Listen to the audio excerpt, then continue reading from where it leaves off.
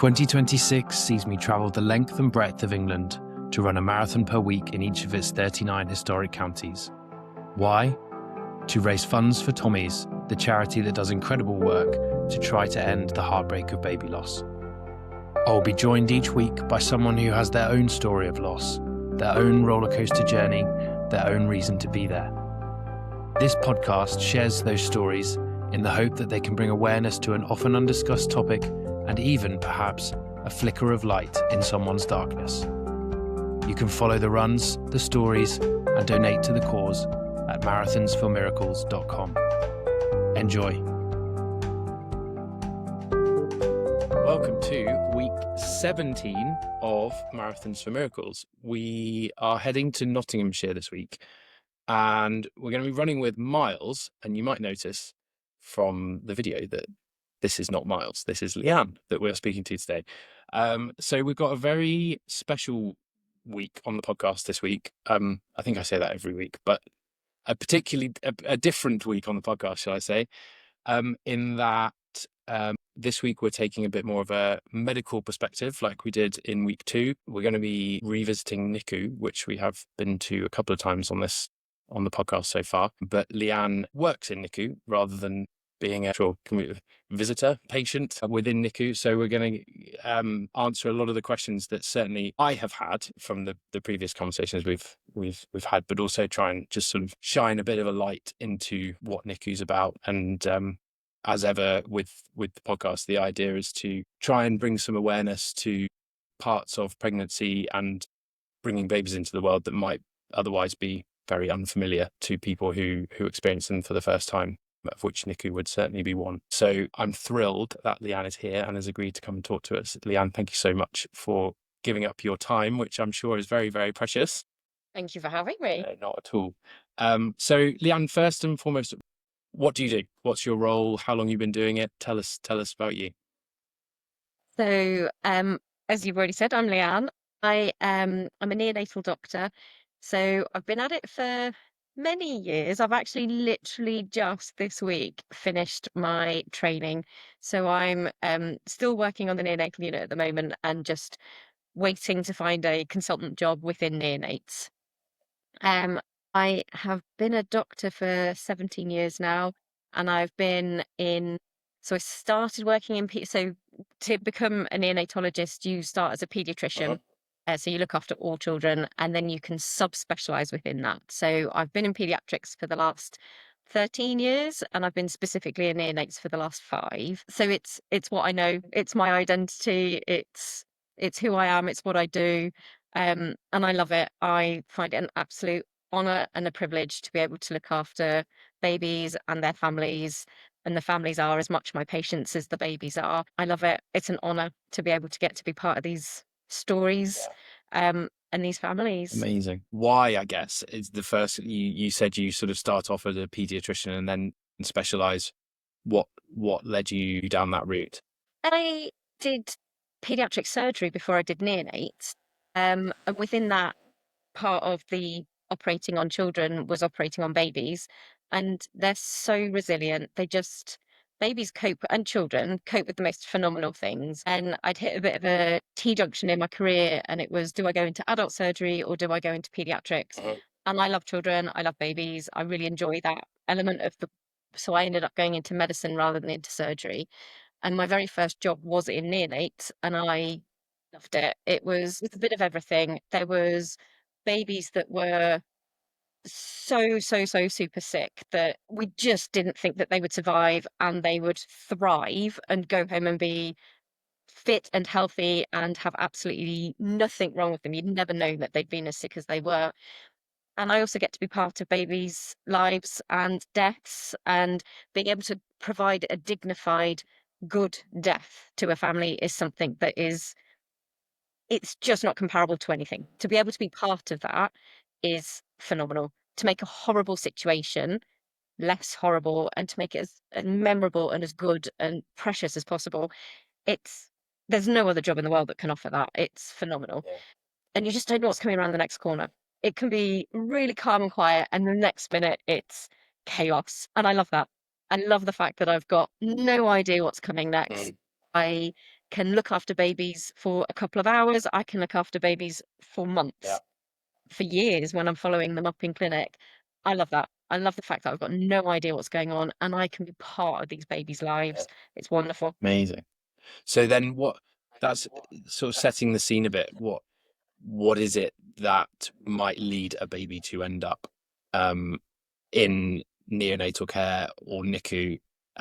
Because that's a distinction as well, I guess. What's the range of sort of levels of care, I Different guess, levels and of then care. what might be the reasons that babies would end up in there? So I think the neonatal unit is a place that the vast majority of people have absolutely no awareness of until you become a neonatal parent or a relative of a neonatal parent. And it's a really bizarre little corner of the hospital that no one wants to be a part of, but actually once you're part of a neonatal family, you're a family. You've got no choice but to be part of that family. I have been onto a neonatal ward once, and it was one of the strangest setups I've come across, actually. We were it was when we'd given birth to Poppy, our eldest, and we were on the neonatal ward, and we'd got some colostrum that we'd taken in with us, and it was being stored in the fridge in NICU. Yep. And the ward was very busy, and they said, "Yeah, you can go and get it. We've told them you're coming." And I sort of turned the corner into NICU, and was just instantly aware that I was in a very different part. I felt awful. I really felt like I shouldn't. I'd The say the everyone's staff were welcome. very It's welcoming, but there was I don't know, there was just maybe that's something I've constructed in my own mind, but it was very quiet. That was the thing I sort of the resounding sensation I got. But anyway, See, that's so interesting because I mean, I have not been a neonatal parent, but a lot of parents report to me that it's really loud because we've got lots of alarms that are always going off, and it's the fear of what the alarm means in relation to their baby. And I think a lot of parents have a lot of sensory PTSD when they get home with hearing the alarm sounds of, does this mean my baby is really, really poorly? So it's so fascinating that as having come onto the unit that you find it quiet because we try to keep it quiet and we try to replicate a uterus and a baby growing. But in reality, alarms are going off, pumps are alarming, people are chatting, babies are crying, and it's quite a loud environment generally, as much as we try to keep it quiet. So it's so lovely to hear that you have heard a quiet environment. So yeah, as far as the neonatal unit's concerned, exactly as you said, we've got 3 different levels of care. So there's a special care baby unit. So that is for babies that are more than 32 weeks gestation, so 8 weeks early. So anything over 37 weeks is considered term, with your due date being at 40 weeks. But anything more than 32 weeks can be admitted to a special care baby unit. You will be admitted to neonatal unit if you're less than 34 weeks. And then different units got slightly different weight measurements. But basically, if you're a bit too small to be able to hold your own temperature, to feed on your own, you'd generally be admitted to a special care baby unit. And that's much calmer. That is babies that are just not quite fat enough. Yeah. They just need that last little bit of chunking up, little bit of support with their feeding. And that's what we call a level 1 unit. You've then got special care baby units, and that's where the babies are slightly younger and can be a little bit sicker. So they can have a little bit of time on some breathing support. They might need slightly more help with other medicines, more help with their feeding. And that's a level 2 unit. So that's an LNU, a local neonatal unit. And then you've got intensive care. So that is the sick babies, the really, really teeny tiny babies. So the national guidelines changed a couple of years ago, and we will now, after conversations with families and depending on a lot of different criteria, we will now look at resuscitating or offering active resuscitation to babies down to 22 weeks gestation. So those are the super, super teeny tinies. And a lot of neonatal work is looking after premature babies, and that can be anything from 22 weeks to 36 plus 6. So that is a huge spectrum of babies that are considered premature.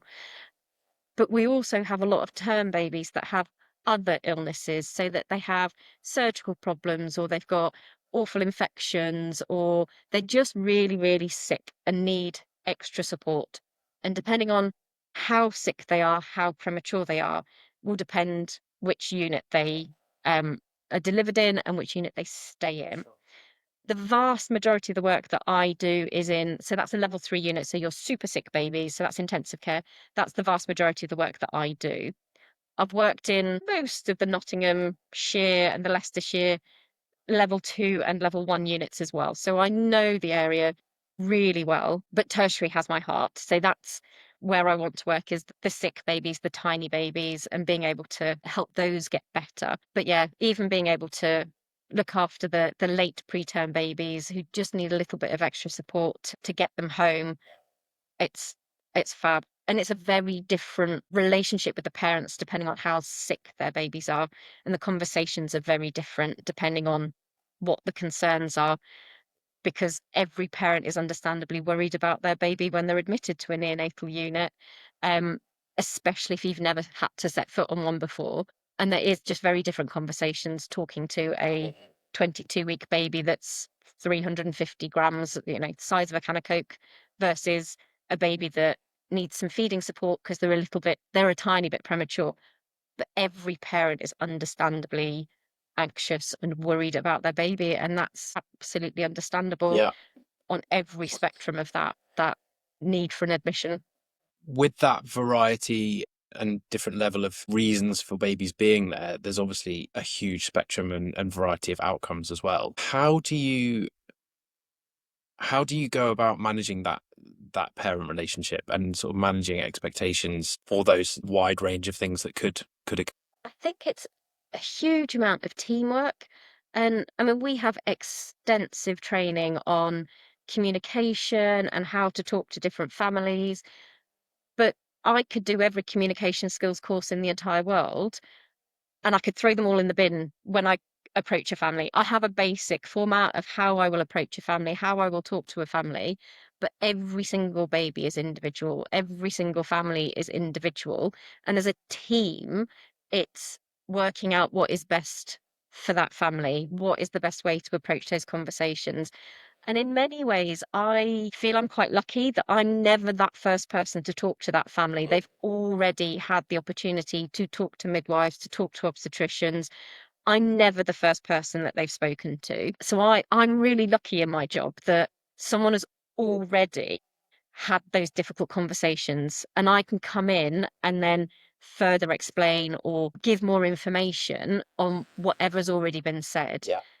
If the baby's already on the unit and they get more sick, then yes, I may well be that first person that speaks to them. But parents are so aware of what's going on. They know their baby better than anybody knows their baby. They're aware far before I am that their baby's getting more sick, or that actually they're making really good improvement. They're the biggest advocate, and we do a huge amount of family integrated care now. So it's getting the parents involved in the care of babies, getting them to do as much as they possibly can whilst their baby's on the unit, because we're borrowing them. That's their baby. We're simply borrowing them to support them to be big enough and well enough to go home to their family, and getting the parents to advocate so that they can say, actually, what about this? And what's your thoughts on this? So that they can lead that management of their baby, and we can then guide them from from a medical point of view as to, yeah, great, absolutely superb, love that idea. So everyone is different, but I'm really lucky that I get to work in a big team of multiple different professionals who all have different approaches. We can all learn from each other, but a lot of that is very much guided by the parents. That's really interesting. That's really interesting and makes perfect sense when you say it, because you will work a shift, you'll go home, you go on holiday. Yeah, So the only people who really are there with their baby pretty much the whole time, or as much time as is feasible for them, are the parents. And I think you hear it a lot through the entire pregnancy journey and childbirth journey. And it's sort of, even now when we take our kids to the GP, Poppy's now 2.5. We've got a newborn as well who's about 3 months. Thank you congratulations. very much. We go to the GP with Poppy and you'll have a chat with them, and still now they'll say, what do you think? Where do you want to go with Yeah, this? You know her best. Do you think she's actually unwell? So that I concept, think it's interesting that and concept it is is, there it's being even sensible. even with really quite unwell babies who are just Yeah, arrived to I brand think new parents. I think one of the disadvantages of our babies that stay in for a long time is that we often medicalize our parents, so they become so like attuned with the medical lingo, with the plans. They become friends with other parents on the unit, which we absolutely encourage Mm, because it is such a bizarre journey to go through yeah. that you just don't understand unless you've been there and lived it yourself. And it's the difficulty of trying to not make the parents feel like they're making all of the decisions, especially when they're difficult decisions, but also getting them to advocate. And that is difficult. That is a really fine balance. It's a fine line to tread so that parents are always involved, but we're never asking parents to make difficult decisions. And it's having that open, honest conversation with them as often as we can, so that if something changes, if a baby does become more poorly, if a baby suddenly becomes much better, we can have those conversations and the parents know us and trust us to be able to give their opinion as well, um, so that we can do the right thing. So we can put that medical knowledge alongside their knowledge of their baby to have the best outcome. And babies like to surprise us, they like to do it in their own way. But as much as I possibly can, it's always doing it in the best interest of that baby, however hard those conversations are. And especially with our longer termers, building up that relationship with the families, which I go out of my way to do. I'd like to hope all of my colleagues do as well, to be able to have those difficult conversations without it being as awful as it potentially could be. The thing that strikes me heading into this conversation is that the scope and the potential for having to have the most difficult conversations is so high in your field compared to other areas of obstetrics, pediatrics. And I guess it feeds into a theme that we've had a little bit through some of the podcasts, and particularly with some of the older people that we've interviewed and their experiences of the NHS, perhaps 20 years ago instead of now. How do you strike that balance between delivering the clinical medical message that you need to deliver, but being a human being at the same time? For me, it's an impossible task. And I guess the impression we've had from some is that sometimes that can come across a little bit too blunt. But how do you view that from the doctor's perspective? I think it's really hard. And I think a lot of this is why we have so much training. And certainly for me personally, difficult conversations, end of life care, reorientation, palliative care. There's a multitude of different language of words to describe similar things. I've had loads of additional extra training. I've spoken to countless parents. I've read autobiographies from parents who have been through these situations so that as much as I possibly can, I can empathize with those parents when I'm breaking the worst news of potentially their life. And it never gets easier.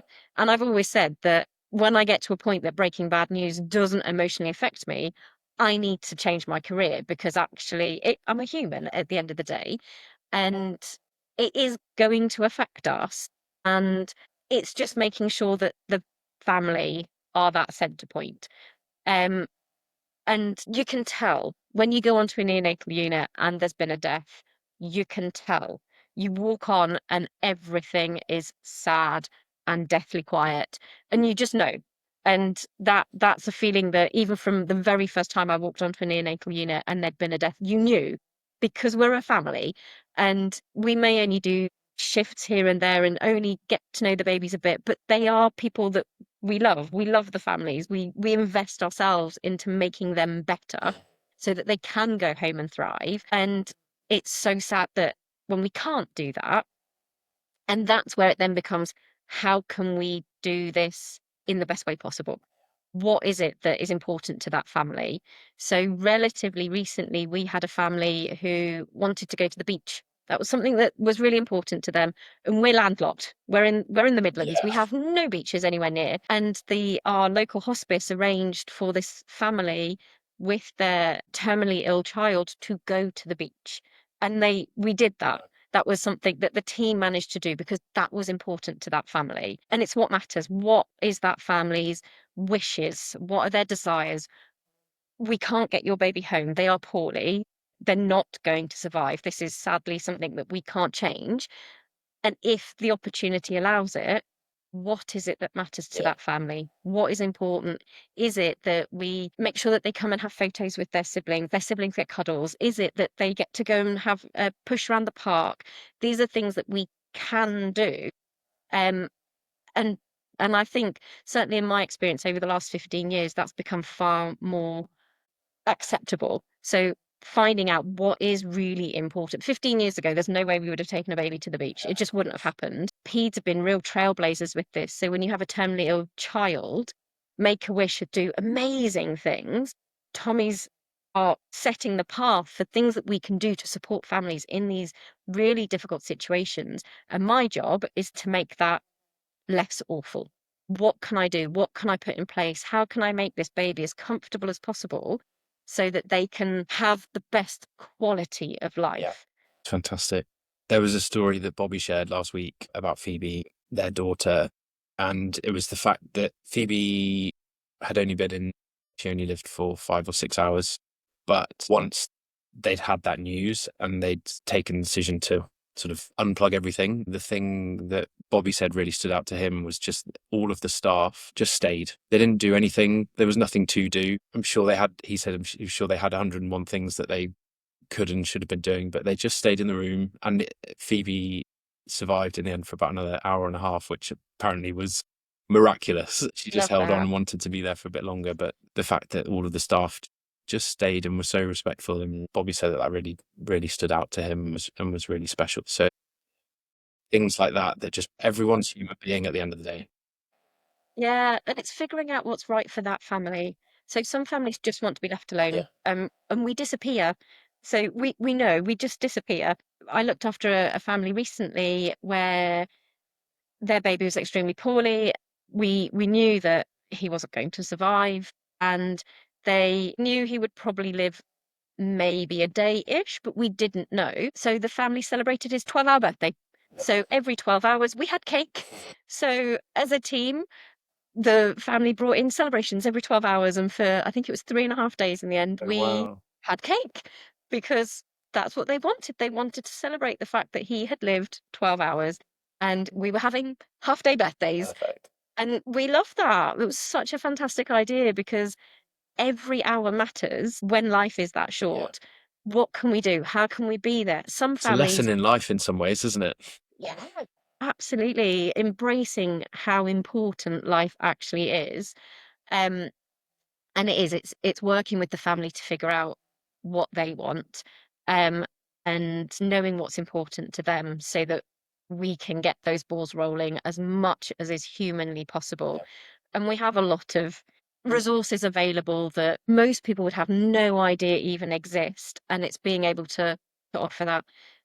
Almost every neonatal unit now, or certainly the level 3 units, the intensive care units, almost all of them have got some form of hospice nurse or a palliative care nurse who has a full awareness of what is available locally, so that if you are going down the terminal end of life conversations and that this may not be a survivable illness, actually what is important to you and how can we facilitate that? That large, is that sort of NHS based, or is a lot of it charitably driven? It really depends what it is. So the baby going to the beach was all NHS. So that was all done via our local transport team. Um, there's a lot that we can do in the NHS. So we can do handprints, footprints, bathing, getting babies dressed, taking them out for walks. So there's a lot we can do. There's an extra level that is charity funded. So there are charities that will do heartbeat in a bear. They will take a recording of a baby's heartbeat and then put that sound box into a teddy bear. That's charity funded. Wow. We can do the plaster casts of hands and feet, which is charity funded. We get lots of different resources from different people. And it makes such a phenomenal difference to be able to have those memories and keepsake books where the siblings can have books about death in their a book about death in their sibling, teddy bears that match, so one that will be buried or cremated with the baby and one that stays with the family.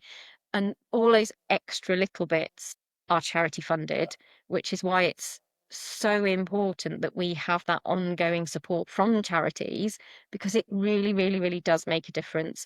Although there's lots we can do in the NHS, it's those extra bits that I understand, having spoken to bereaved parents, do make a difference, that it's that memories, holding on to the good memories long term is what makes a huge difference. And of course, as ever, with that in mind, if anyone is listening and would like to donate to Tommy's in particular, please do visit us at www.marathonsformiracles.com and click on the big pink donate now button. With that in mind, Leanne, what's your interaction, if any, specifically with Tommy's as a charity? And I guess my familiarity with Tommy's that might be relative to you is their sort of preterm birth research centre.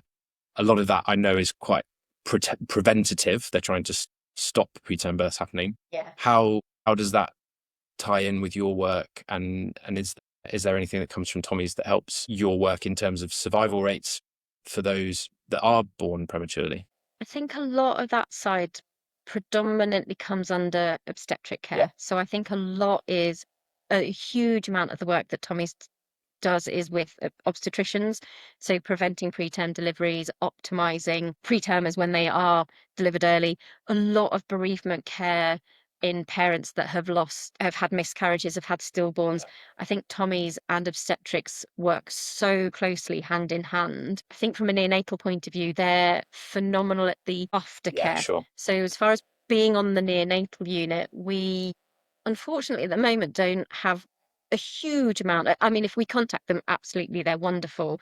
But I think a lot of our current charity-based stuff is our local hospice, which is its own little nugget of charity, which is government funded. But Tommy's is phenomenal for that ongoing care. So not just parents who've lost babies, but parents who've been through the trauma of a neonatal journey. And I just think they're superb at being able to offer that care to parents that have been through this weird. I always used to describe the neonatal unit as a roller coaster journey until a parent told me that they really enjoy roller coasters and they didn't enjoy neonates. So I've not yet found a new analogy that is the ups and downs of neonates. And I think Tommy's are phenomenal at being able to help parents navigate their way through sort of that crazy. unpack that. Because how do you explain it to someone, regardless of your outcome, regardless if you've got a baby that you're able to take home healthy, it's still been a really weird journey to go through, to the extreme where you don't go home with your baby, or you go home with a baby who's left with disabilities and you grieve the loss of your healthy baby. Fantastic, you've gone home with a baby despite all of the hurdles, but actually parents still grieve this unknown life that they're going into. I remember Annabelle, who I think I mentioned to you before we came on, their son Jago was in for, I think it was 86 days, best part of 3 months. Went home well, healthy, which is obviously a fantastic outcome, which had its moments that could have gone in different directions. She interestingly said they almost sort of mourned the loss of that newborn phase. The idea that you go home and you have those first few weeks in your little bubble, and she said we went home with a baby that had been fed through a tube on the 3 hours, every 3 hours for the first few months of his life. He knew how to sleep, he knew how to feed, he knew how. So it was then just navigating that process of what do I do? What am I actually? What's my job here? And I think she said that the work that the team had done, as you were talking about before, to try and get them as involved as possible in his care was really, really helpful with that. But there was definitely an element of we've got our baby and he's well, but we've missed out here. That's it. Certainly with the super prem babies, when you're told repeatedly that your baby might die, you can start to believe that. So actually to then go home with a healthy baby, it's a really bizarre psychology of survivor's guilt. And if you've been in for many, many months, the chances are you probably will have been around another baby that has died. And like you say, you go home and it's done. This baby's prepackaged. They wee and poo, and they not every 6 hours or 4 hours or however often they've been doing their nappy changes. They feed on demand. It's there, it's ready, it's prepackaged. And there's a lot of complex psychology and emotions. And I think this is where charities like Tommy's are phenomenal at being able to support parents through that weird psychology that you just can't explain. You can't, how can you say to someone, I'm really upset that my baby's come home well, but I didn't get to do their first nappy? Yeah. You know, it's those small things that really, really matter, but equally, do they matter? But yeah, of course they matter. Well, and Of that's course they matter. that's something that's come up each week is that concept of how can you be sort of both happy and sad at the same time? How can you be really pleased but really jealous? And there's within everything that we've spoken about, whether it be miscarriage, whether it be loss, whether it be IVF, there's or those that have been in NICU, there's an element of, well, I shouldn't feel I don't have the right to feel bad because it wasn't as bad as what happened to them. I Yeah. don't have the right to feel happy because this is also, and it's that weird conflict of emotions which you must Yeah. see day in, day out, really. And I think I'm really lucky actually that we've got some really, really good psychologists in the Midlands who support parents right from early on in their journey. Again, that it's NHS, their time is limited and they can only offer so many hours a day to the parents on the unit. But this is where charities who are really good at the psychological support can help parents navigate that bizarre emotions. I read a book that's called 24+6 by a mum who's been in the neonatal unit, who openly discusses her feelings about, do I want my baby to survive? If there's a potential that she might be disabled, do I want her to survive? And then you're like, oh my gosh, I've just actually considered whether I want my baby to not be alive. And it's those emotions that you're not allowed to talk about. You're not allowed to discuss the what ifs. What if the option is a really severely sick, complex baby or death? And as a parent, you're not allowed to have those thoughts in our society.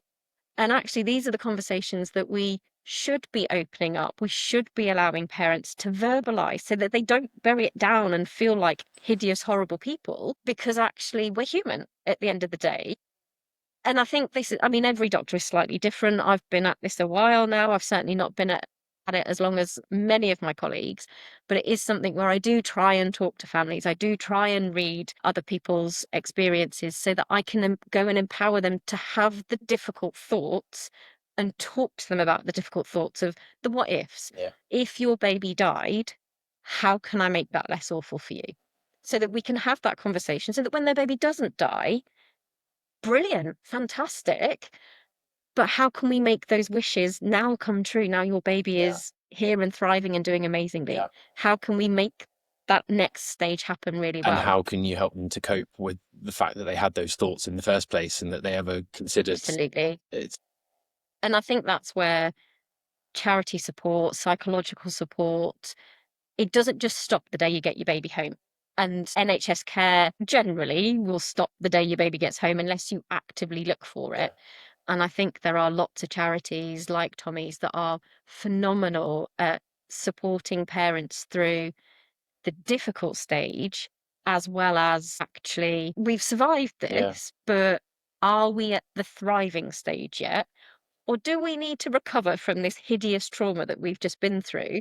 I guess you see that enough with postnatal depression. It doesn't necessarily have to have been a NICU experience or a Exactly. traumatic, but the experience of pregnancy in and of itself can be difficult enough. So I guess it's perhaps somewhat heightened for those who have been through NICU, but doesn't necessarily mean that it's easier elsewhere. But yeah, it makes perfect sense that it's a very traumatic Yeah. experience. And the other thing that crops up quite often is people talk, especially we've seen it a lot with people who have been through recurrent miscarriage and recurrent loss Yeah. and or multiple IVF cycles, and how you become, I think you use the term medicalized and you just get into the process and you almost become immune to the outcomes. You're just eating the Yeah. process, and you need to. It's very easy to do that in NICU, I guess, and to draw yourself back out of that when, well, even at the time, but after the fact, and you've had the positive outcome that you wanted. How do you get yourself out of that cycle and that process? Yeah. I think a lot of the parents that I find potentially find it the hardest, and everyone is individual. I'm not speaking on behalf of everyone at all, but I think the parents that are often most shaken by the neonatal unit are the parents that have had gloriously boring term babies that are born and then have something that is a big problem. Mm. So if a parent goes into labour at 22 weeks, they will have been extensively counselled that the chance of your baby dying is very high. This is awful. This is sad. We can work with you to decide whether this is something that you want to consider active resuscitation. But if your baby's born less than 28 weeks, there is a chance that they might not survive. Whereas if you've got a baby that's had normal scans, normal community midwife appointments, and then at 40 weeks-ish, you have a baby that's got a significant surgical problem that's going to need lots of ongoing care or may leave them with some form of disability, or they may not survive. I think those are the ones that hit parents hardest and hit staff hardest because the ones that have been with us for months, if they pass away, that is awful. And the babies that are term and shouldn't be on the neonatal unit are really hard to look after because you shouldn't be here. You're a happy, healthy term baby. And suddenly to be in a position where you're talking about what are your wishes for your baby before they die is it's horrible because up until however many hours ago, your baby was fine. And those are the ones that are really difficult. And I feel those are the families that need the most support. Every family needs and deserves support, but it's the ones where it is so unexpected. Um, I think they're the ones that are Yeah. really difficult. Because not only are you trying to explain what's happening, but you're trying to wade through the haze of the shock and the what are we doing here in the first Yeah. place, which is And these are families that have got everything ready. They've got their clothes, their pushchair, they've got their names picked out, that everything is ready. You are good to bring home a baby. The family are waiting on the text message to say the baby's been delivered. And instead of the here is my beautiful baby, it's a my baby has not survived, or something that's equally as awful. Mm. And I think those are the families that really, really benefit from the support of charities like Tommy's because they can look after them longer term to navigate that Yeah, confusion as well as grief and how to move on. Not that you ever move on after a death, but to be able to navigate move life forward at least. after that trauma. Yeah, that was an interesting. I bang on about it because it's my only reference point. But when I was speaking to Robin and Annabelle, the point that Robin raised was that Jago was born at 28 weeks, um, and so they hadn't started their NCT classes. So that was the other thing. They got home and there are all these things that you're sort of expected to know and expected to be able to do because you've learned them in your prenatal classes, and they hadn't even started. He was No. that early, so that's the other end of the spectrum, I guess. And that's it, isn't it? I mean, it's generally a slow journey with babies like that, but you're in a position where here's my sick baby, and at some point I need to think about buying a Yeah, pram, yeah, but I don't know when yeah. because they might go at 28 weeks, you might go home in 6 weeks, you might go home in 16 weeks, you might go home in a year. We've got no idea. And actually, you've then got to leave your baby to go and do the pram shopping the without a baby bump, and you don't get to live those happy pregnancy experiences. And I I think that don't. I that's don't think back on pram shopping as a happy pregnancy experience. Just it's like torture. yeah. um, but I think But there that's are it. other there It's are being other examples. nice things, but it's being allowed to facilitating and supporting families through grief where they don't feel they necessarily should be grieving, but there is grief. There's always grief involved in preterm deliveries, especially in babies that don't survive. Any gestation, whether it's 5 weeks or 40 weeks, any baby that doesn't survive is, for the most part, a wanted, loved baby. And having charities that can support families through that hideous situation is absolutely invaluable. It really is. So yeah, being able to help fundraise by doing your many marathons. You're braver than I am. You're definitely braver than I am. It's so invaluable because anything we can do to support families through any period of loss and grief, any level of loss and grief it's so important. It really is. And everyone's journey is different. And I think Tommy's are really good at being able to look after those families just past that initial. I think they're very good at doing that. And what about you, Leanne? How do you look after yourself in all of this? Like, because it must be incredibly difficult, as you say, that everything is very emotionally charged. You really are on the cusp of life and death. It's that point of bringing new life into the world, but is incredibly fragile, and everything's very emotional, and there will inevitably be losses and very, very sad situations. How on earth do you not spend your life incredibly sad? I think for a large part, the vast majority of my work is good. Mm. The overwhelming majority of what we do has a really positive outcome. And even the deaths, if we can offer a dignified death, I feel like I've done my job really well. And yes, it's sad. And yes, we absolutely as a team will cry. Yes, we will be upset. Yes, we will go to funerals and it's devastating.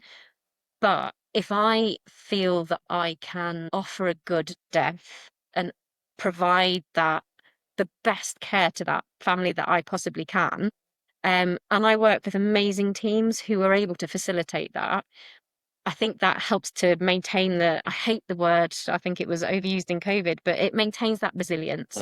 It maintains that ability to keep going back, to keep doing it again and again and again. It is a team. The neonatal team are a family. You can't help but be part of a family when you work on a unit. Everyone's got each other's backs. We all care for all of the babies. And it's working it out together. So we have difficult situations and we get together as a team and we have debriefs so that we can talk through what happened, making sure everyone is psychologically supported through that. As I said, we've got psychologists on all of the local tertiary units who can then support the team longer term if needed. Our hospitals have got trust-based psychological support. There's loads of facilities available for NHS staff, but also my friends, my family, my best friend is a neonatal nurse, and actually we work in different units at the moment, but we share our stories between us of the amazing things that we've done, these super complex babies that you're like, I just don't know how we got them out of the delivery suite, let alone home. Yeah. And being able to share those wins with each other is just, it's the wins. It's being able to be like, I have been a part of this phenomenal journey with a sad outcome, with a happy outcome. Being able to be even a tiny part of that family's journey is just such an honor. It really is, that it makes the sad bits manageable. Yeah. Because someone once said to me, in intensive care, the lows are really, really low and the highs are really, really high. And if you can't cope with the really low lows and the really high highs, you're not made for intensive care. And I thrive on the high highs. I absolutely love them. I love those wins. And yeah, the super low lows are really, really sad, but there's such a tiny percentage versus those super high highs that, being able to keep in touch with my patients that shouldn't have survived and looking at them traveling the world, being phenomenal, amazing children that you would never know what they'd gone through, that more than makes up for the sad days, more than makes up for it. You must have some now that sort of starting secondary school and stuff. Which is really, really scary. So yes, no, I've got, because where I did paediatric surgery and we'd operate on neonates, so I've got teenage ex-patients who are thriving. Yeah. And it's amazing. And once I become a consultant, they will then be my patients as my named patients who I get to look after and follow up, which will be even more amazing because as a trainee we rotate every 6 months. And so we work in different hospitals and we don't always necessarily get to see the babies thriving. And one of the things that I personally love, and I know that the teams love, is when families send in cards on milestones. Yeah. So when babies have their first They send you a birthday, and birthday card. we get a birthday card to the unit, and we get to follow those patients up and see how well they're doing. And you're like, this is, I knew that you were going to be poorly, and here you are proving me wrong. And I'm so proud that you are proving me wrong, because look at you, this is amazing. Yeah. And I love a birthday. I love seeing a birthday card. I just think or even when families bring kids in, it's less common post-COVID. We used to have lots of families in all the time, but when families bring their toddlers back, and you're just like, how has Yeah. this 400-gram baby come back as this Outrunning. big chunky toddler? And it's amazing. Yeah. Or when families come back after loss with their rainbow baby, or whatever terminology you want to use, and they come back and they're like, here we are, actually, we're now having a happy outcome. I know that doesn't always happen for every family, but it's so lovely to be able to follow those families up and know that they're doing well despite having had a difficult period and having gone through a horrible trauma. It's lovely to keep in touch with them. Yeah, I can understand that. There was a midwife who took Amy and I through our miscarriage, who was just phenomenal. And when we then had our first, it was in the same hospital, and we were asking around to see if she was working so that Yeah. we could introduce her. So, But you do, I think it's the same anywhere in life, isn't it? The sort of the bonds that you make with people, perhaps in the more difficult times, are the ones that are stronger. It's good to be friends, and it's good to make friends when everything's happy and shiny and going well. But it's when people are good to you, and when things are not going so well, that really stands with you, I think, isn't it? And you must see a lot of that.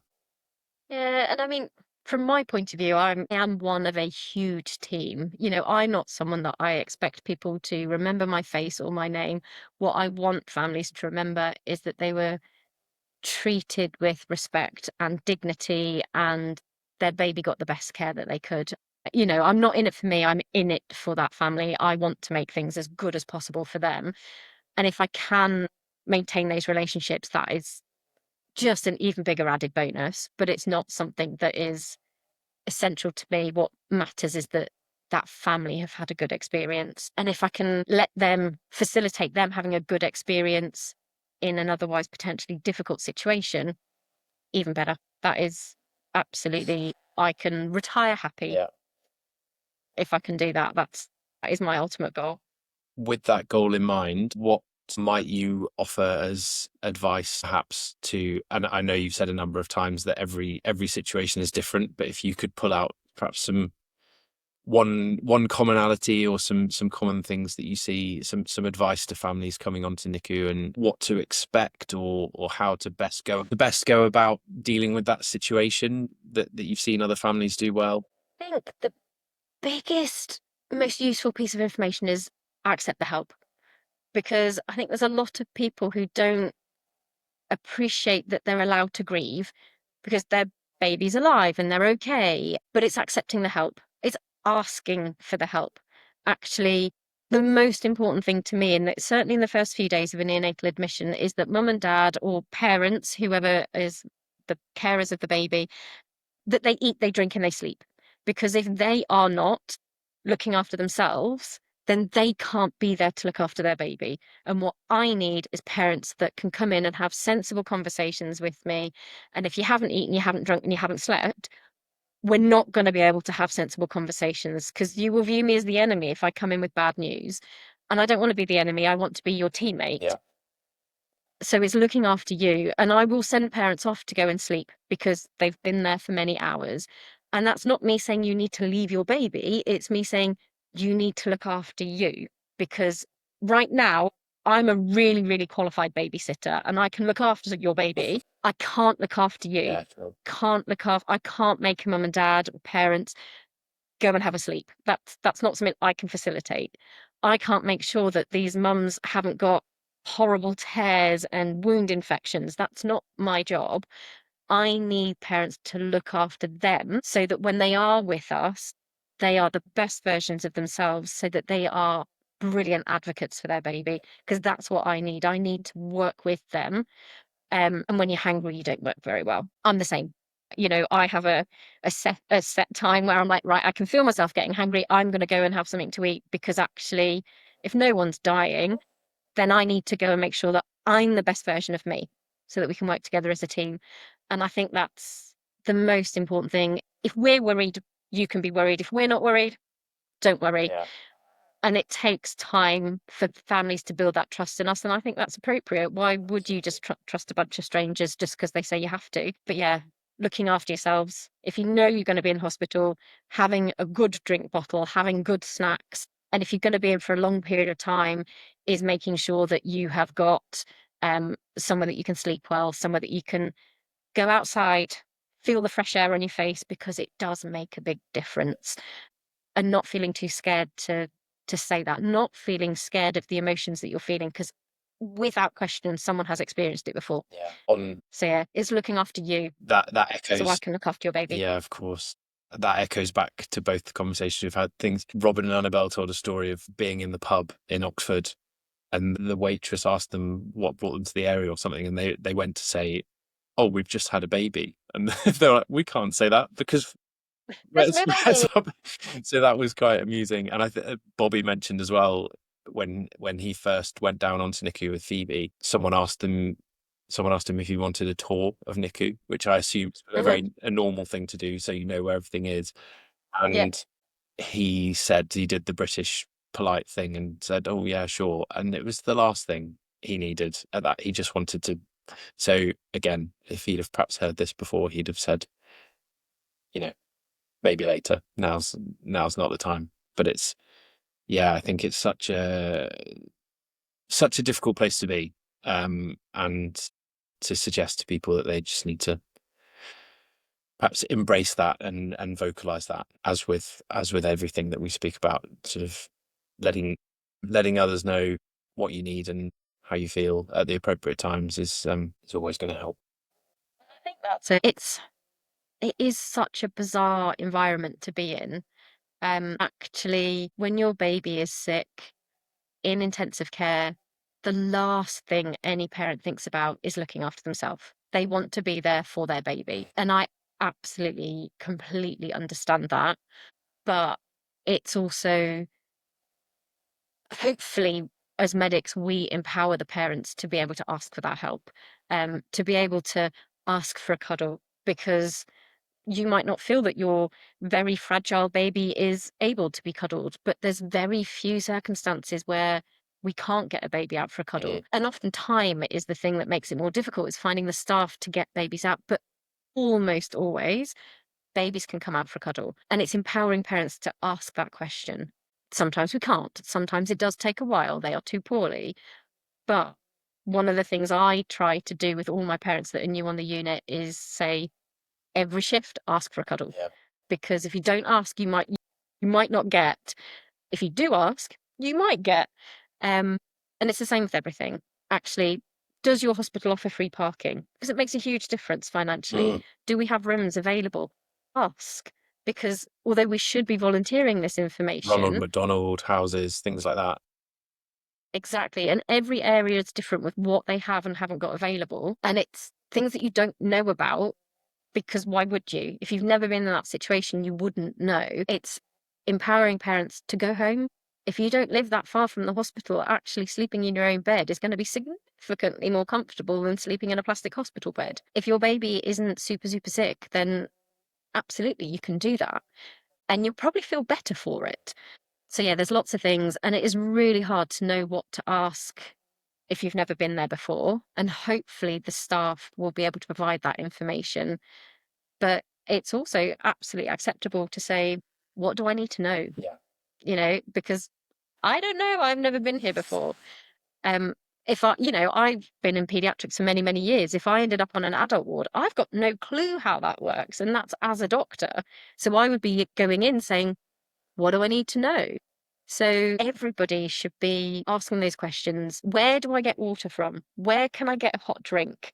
Because every unit will be providing water and hot drinks. Where can I find these facilities so that you can look after yourself so that we can look after baby. But yeah, it is really hard, and I love my job. I love the babies. I love the families, but I wouldn't wish neonates on anybody, which is a real bizarre situation that I wouldn't want to do anything else. But I also wish that my job didn't exist, because it means that parents go through trauma, and that's hideous. But hopefully we can make their trauma slightly less awful. And I've no doubt that you do, Leanne. And I've no doubt that, as with any of the medical professionals that we ever discuss, the feedback is almost exclusively glowing. And the work that you do for families in incredibly difficult times, or varyingly difficult times, is phenomenal. I couldn't do it.